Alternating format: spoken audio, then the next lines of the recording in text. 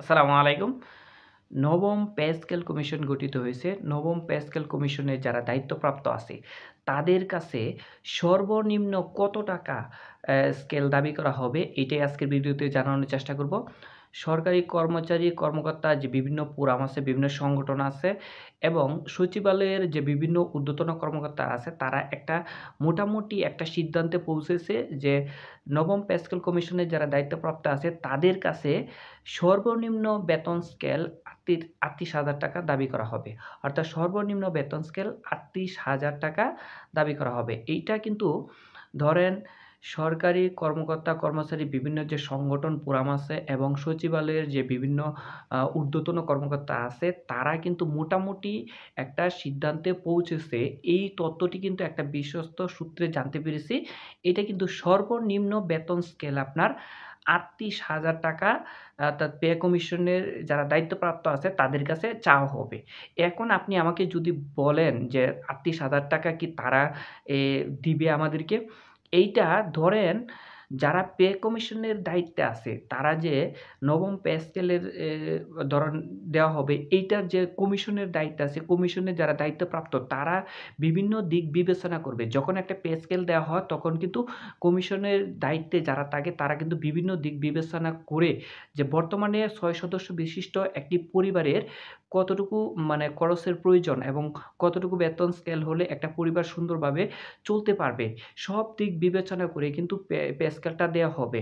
আর এটা ধরেন আমরা যারা আছি ধরেন বিভিন্ন শিক্ষক সংগঠন আছে, সরকারি কর্মকর্তা, কর্মচারী ফোরাম আছে এবং সচিবালয়ের এবং বিভিন্ন মন্ত্রণালয়ের যে ঊর্ধ্বতন কর্মকর্তারা আছে, প্রত্যেকেই কিন্তু আমরা যখন দাবি করব, আমরা তো সর্বোচ্চটাই দাবি করব। আমাদের সর্বোচ্চ দাবিটা থাকবে যে ধরেন যে একটা সিদ্ধান্ত আসছে যে সর্বনিম্ন বেতন স্কেল ৩৮,০০০ টাকা এটা দাবি করা হবে।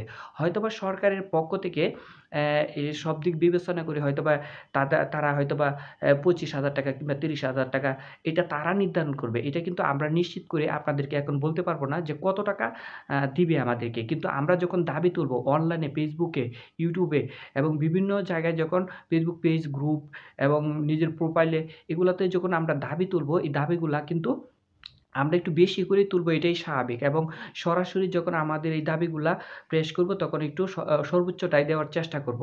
এটা কিন্তু আরেকটা বিষয় এখানে নবম পে স্কেল কমিশনের যারা দায়িত্বপ্রাপ্ত আছে তাদের কাছে কিন্তু আরেকটা বিষয় তুলে ধরা হবে। ২০ টি গ্রেড থেকে কমিয়ে কিন্তু ১২ টি গ্রেড দেওয়ার জন্য দাবি করা হবে। কারণ ২০ টি গ্রেডের থেকে কমিয়ে কয়টি গ্রেড? ১২ টি গ্রেড দেওয়ার জন্য দাবি করা হবে। এটা একটা বিষয়। আরেকটা বিষয় হলো আমাদের কিন্তু একটাই দাবি যে আগামী জাতীয় নির্বাচনের পূর্বেই কিন্তু জাতীয় পে স্কেল অর্থাৎ পে স্কেল এইটা কিন্তু দিতে হবে। ২০২৫ এর যে পে স্কেল কমিশন যারা দায়িত্বপ্রাপ্ত আছে তারা হয়তোবা ৩-৪ মাসের মধ্যে অবশ্যই রিপোর্ট দিয়ে দিবে। যদি ৩-৪ মাসের মধ্যে অবশ্যই রিপোর্ট দিয়ে দেয়, আমরা সকলেই একটাই দাবি ২০ টি গ্রেড থেকে কমিয়ে ১২ টি গ্রেড করতে হবে এবং ধরেন অ্যা আগামী জানুয়ারির মধ্যেই জাতীয় পে স্কেলটি দিতে হবে।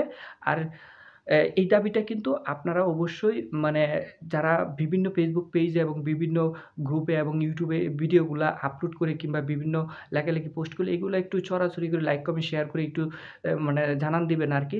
তাহলে এই দাবিগুলা কিন্তু অনলাইনের মাধ্যমে ঊর্ধ্বতন কর্মকর্তা যারা আছে তাদের কাছে কিন্তু পৌঁছে যায়। ঠিক আছে?